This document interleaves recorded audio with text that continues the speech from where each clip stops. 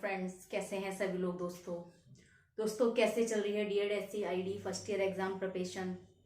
दोस्तों जैसा कि हमारे पास टाइम बहुत कम रह गया है एग्जाम के प्रिपरेशन के लिए और प्रिपरेशन हमारी चल ही रही है, तो अब तक हम बात कर चुके हैं मोस्ट इम्पोर्टेंट टॉपिक्स पर, मोस्ट इम्पोर्टेंट यूनिट्स पर और मोस्ट इम्पोर्टेंट क्वेश्चंस पर। ठीक है, तो अभी जो मैंने आपको जल्दी ही एक वीडियो अपलोड की थी मोस्ट इम्पोर्टेंट क्वेश्चंस, जो कि 1 नंबर या 2 नंबर के लिए जो क्वेश्चन पूछे जाते हैं परीक्षा में, उनसे रिलेटेड बात की गई थी। तो आपको 25 प्रश्नों की मैंने वीडियो अपलोड की थी। तो बहुत सारे क्वेश्चंस ये आए, बहुत सारे डाउट ये थे सभी लोगों के कि मैम समझ नहीं आ रहा है कि कैसे होगा, क्या ये किसके लिए पार्ट ए और पार्ट बी है, ये किस प्रकार के क्वेश्चन आप बता रहे हैं, क्यों पूछे जा रहे हैं, ये इस तरीके के प्रश्न पूछे जाएंगे या नहीं पूछे जाएंगे। तो बहुत सारे प्रश्न थे सभी के। तो दोस्तों आज का जो क्लास रहेगा हमारा एग्जाम पेपर पैटर्न से रिलेटेड रहेगा। आज हम बात करेंगे एग्जाम पेपर पैटर्न की, किस तरीके से आपका प्रश्न पत्र बनकर आएगा, यानी कि परीक्षा प्रश्न पत्र आपका कैसे बना होगा, एग्जाम पेपर पैटर्न आपका कैसे आने वाला है, किस तरीके से प्रश्न आपको पूछे जाएंगे, कितने करने होंगे और कैसे पूछे जाएंगे। कोई पूछ रहा था मैम हिंदी में ही होगा हमारा पेपर जो होगा या इंग्लिश में होगा या कैसे आएगा। ठीक है, हिंदी मीडियम वालों के लिए किस तरीके से पूछा जाएगा या पूरा इंग्लिश में होगा मैम। तो बहुत सारे क्वेश्चन थे, तो सारे डाउट्स आज क्लियर होंगे। ठीक है, तो चलिए स्टार्ट करते हैं। एग्जाम पेपर पैटर्न क्या है क्या नहीं है। देखिए दोस्तों, सभी जानते हैं आपका जो टाइम है बहुत कम रह गया, ओनली 20 डेज बचे हैं आपके एग्जाम के। 20 डेज में देखिए हमने अब तक जो करना था कि बहुत कम समय में कैसे प्रिपरेशन करनी है वो तो हम कर ही चुके हैं, और क्या रह रहा है उस पर भी बात करेंगे। तो आपका जो परीक्षा प्रश्न पत्र होगा वो कैसा आएगा और कितनी लैंग्वेज में होगा, कितने समय का होगा, या कितना क्वेश्चन दिए रहे होंगे या कितने में से कितने करने होंगे, उन पर बात करते हैं। चलिए स्टार्ट करते हैं। आपका जो एग्जाम पेपर पैटर्न जो है 2023 यानी कि 2023 में जो आने वाला है, तो आपकी परीक्षा में सभी जानते हैं कि आपका जो टाइमिंग है पेपर का वो 3 घंटे का रहेगा। ठीक है, टाइमिंग यानी कि हमें कितने 3 घंटे दिए जाएंगे आपका पूरा पेपर हल करने के लिए। अब 3 घंटे में कितने क्वेश्चन होंगे, कैसे करने हैं कैसे नहीं करने हैं वो देखिए। तो दोस्तों अब बात आती है कि कल एक जो मैम थी, सुकुर्णा नाम है उनका, तो उनका ये क्वेश्चन था कि मैम ये पार्ट बी और सी समझ नहीं आ रहा है कि क्या है, कैसे क्वेश्चन है मैम, कुछ समझ नहीं आ रहा। ठीक है, एक सर का मैसेज आया था ma'am part b c d का समझ नहीं आ रहा, आप क्या प्रिपरेशन करा रहे हैं। तो उनका डाउट ये है कि क्या पार्ट का मतलब क्या है। तो आपका पेपर पैटर्न में जो डिवाइड किया गया है, आपके पेपर पैटर्न को 3-4 भागों में डिवाइड किया गया है। Part a, part b, part c, part d. Part a में देखिए दोस्तों, पार्ट ए में हमारा यानी कि भाग आ, सबसे पहली बात तो आपका जो पेपर का लैंग्वेज होगा हिंदी भी होगा और इंग्लिश दोनों होगा। ठीक है, हिंदी इंग्लिश दोनों होगा, हिंदी में भी दे रखा होगा इंग्लिश में भी दे रखा होगा। ठीक है, मार्क्स आपको पता होना चाहिए, मैक्सिमम मार्क्स आपके कितने हैं 45 यानी कि 45 नंबर का होगा आपका प्रश्न। ठीक है, ठीक है, क्वेश्चन पेपर जो होगा 45 नंबर होगा, यानी कि पूरे प्रश्न पत्र के आपके जो नंबर होंगे सभी प्रश्नों के 45 नंबर का प्रश्न पत्र आपका आने वाला है। ठीक है, तो दोस्तों देखिए आपका जो पार्टों में किस प्रकार से डिवाइड किया गया है इस पर बात करेंगे। तो पार्ट ए में देखिए दोस्तों, पार्ट ए या भाग आ। ठीक है, पार्ट ए में दिया हुआ है answer all question, each question carries 1 marks, यानी कि सभी प्रश्नों के उत्तर लिखें, प्रत्येक प्रश्न के लिए 1 नंबर है, यानी कि 1 अंक दिया गया है। तो पार्ट ए में आपको 5 प्रश्न देखने को मिलेंगे, जो एक प्रश्न 1 नंबर का होगा। ठीक है, पार्ट ए में आपको केवल पूछा गया है 1 नंबर के 5 प्रश्न हैं। ठीक है, यानी कि पार्ट ए जो है आपका टोटल 5 नंबर का होगा, जिसमें 5 प्रश्न हैं और हर प्रश्न का 1 नंबर है। यहाँ पर किस प्रकार के प्रश्न आते हैं, ये भी एक बात आती है कि आपके पार्ट ए में किस प्रकार के प्रश्न आएंगे।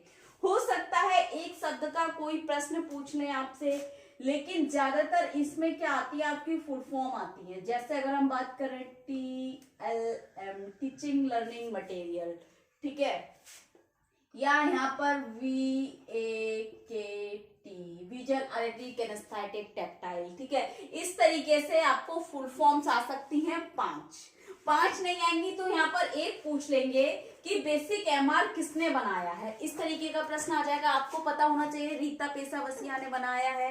ठीक है, या हम बात कर सकते हैं कि हमारा जो बिगिनिंग करिकुलम है, या हम कह सकते हैं हमारा जो एमचेट है, DSM-4 है, ये किस बच्चों के लिए उपयोग किया जाता है, या किन बच्चों के लिए ये उपयोग में लाए जाते हैं, तो मतलब हमारे ऑटिज्म बच्चों के लिए असेसमेंट टूल है। ठीक है, तो ये सारी चीजें इस तरीके से आपको प्रश्न पूछेगा, लेकिन यहाँ पर ज्यादातर फुल फॉर्म आपकी पूछी जाती है पार्ट ए में 1 नंबर में। ठीक है, हो सकता है 5 फुल फॉर्म आ जाए आपको। ठीक, अब बात आती है आपकी पार्ट बी की। पार्ट बी में किस प्रकार के क्वेश्चन पूछे जाएंगे? पार्ट बी में आएगा आपका आंसर ऑल क्वेश्चन इन 1 और 2 सेंटेंसेस, यानी कि सभी प्रश्नों के उत्तर देने हैं।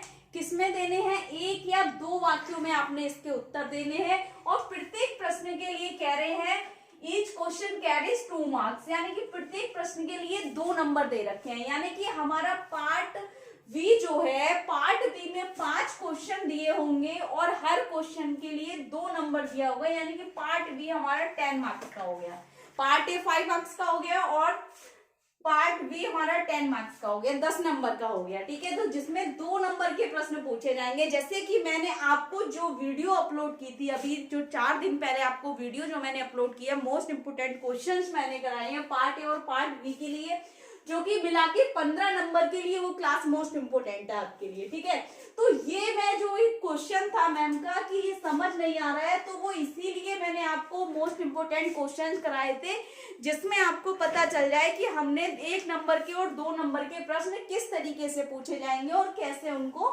आंसर देना है। ठीक है, तो बात आती है कि पार्ट बी में किस प्रकार के क्वेश्चन आएंगे। इसमें क्वेश्चन आ सकता है जैसे विकलांगता को परिभाषित कीजिए, या विकलांगता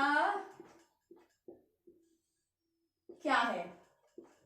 ठीक है, तो आपको पता होना चाहिए, तो आप केवल उसका आंसर देंगे। ठीक है, यानी कि 1 लाइन में या 2 वाक्यों में आपने आंसर देना है इसका। ठीक है, या आकलन को परिभाषित कीजिए। ठीक है, इस तरीके से आपको प्रश्न पूछे जाएंगे। ठीक है, यह पूछ सकता है कि बौद्धिक अक्षमता को कितने भागों में वर्गीकृत किया गया है, तो केवल उन्हीं का आंसर आपने लिखना होगा। तो 2 नंबर के प्रश्न यहाँ पूछे जाते हैं, ज्यादातर यहाँ परिभाषाएं पूछी जाती हैं। ठीक है, तो इस प्रकार से आपको पार्ट ए और पार्ट बी में प्रश्न पूछे, दोनों को मिलाकर हमारा 15 नंबर का ये हो गया पार्ट ए और पार्ट बी के लिए। तो जो अभी मैं क्लासेस सबको अपलोड करने वाली हूँ, या जो चल रही है मोस्ट इंपोर्टेंट क्वेश्चंस की आपकी क्वेश्चन सीरीज, तो वो पार्ट ए और पार्ट बी के लिए मोस्ट इंपोर्टेंट है, जिसमें आपके 1 नंबर के और 2 नंबर के प्रश्न पूछे जाते हैं। ठीक है, अब बात आती है पार्ट सी की। ठीक है, पार्ट सी क्या है, देखिए दोस्तों, पार्ट सी में हमारे 5 नंबर के प्रश्न पूछे गए हैं। जैसे कह रहे हैं answer any 4 question, each question carries 5 marks, यानी कि किन्हीं 4 प्रश्नों के उत्तर देने आपने, और हर प्रश्न के लिए आपको 5 नंबर मिलेगा। ठीक है, अब यहाँ पर देखिए कितने क्वेश्चन दे रखे हैं, 1 2 3 4 5 6, यानी कि 6 क्वेश्चन दे रखे हैं, आपने केवल 4 करने हैं। आप इसमें से चाहे 1 और 2 कर लीजिए, 3 और 5 कर लीजिए, या 3 और 6 कर लीजिए, कोई भी कर लीजिए, 2 छोड़ने, आपको 4 प्रश्नों के उत्तर देने हैं। यानी कि अगर हम बात करें तो हमारा जो पार्ट सी है हमारा 20 मार्क्स का हो गया। ठीक है ना, कितने मार्क्स का हो गया? 20 मार्क्स का हो गया पार्ट सी।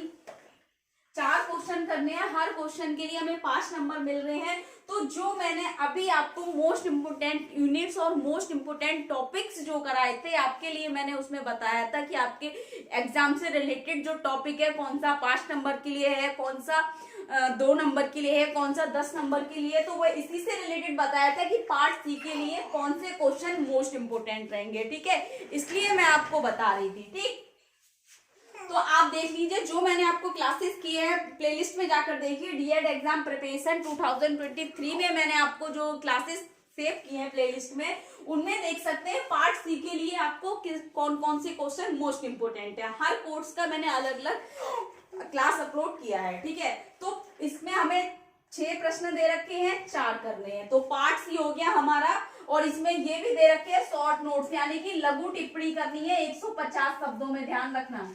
ठीक है, अब बात आती है पार्ट डी की, भाग दा। इसमें क्या करना है, इसमें क्या करना है, आंसर यानी one question, question carries 10 marks, यानी कि केवल एक प्रश्न का उत्तर देना है, किसी एक प्रश्न का उत्तर देना है जिसमें 10 नंबर दिया हुआ है, ठीक है। और कैसा देना है, कह रहे हैं ऐसे टाइप, यानी कि निबंधात्मक, व्याख्यात्मक, निबंधात्मक, विस्तार पूर्वक, ठीक है। ऐसे टाइप लिखा है, ऐसे टाइप का मतलब होता है आपने बहुत डिटेल में देना है, यानी कि निबंधात्मक देना है, विस्तार पूर्वक देना है या व्याख्यात्मक देना है, ठीक है, विस्तार करना है उसका। यहाँ पर आता है हमारा 10 मार्क्स, जो पार्ट डी हमारा 10 नंबर का है और 250 शब्दों में हमने इसका आंसर देना होता है। यहाँ पर हमें 2 क्वेश्चन देखने को मिलेंगे, लेकिन हमने केवल एक करना है, कह रहे हैं आंसर यानी वन क्वेश्चन, यानी कि किसी एक का आंसर देना है, हमने दोनों में से कोई सा भी कर सकते हैं आप, ठीक है। तो इस तरीके से आपके एग्जाम पेपर पैटर्न को 4 भागों में बांटे गए, पार्ट ए, बी, सी और डी।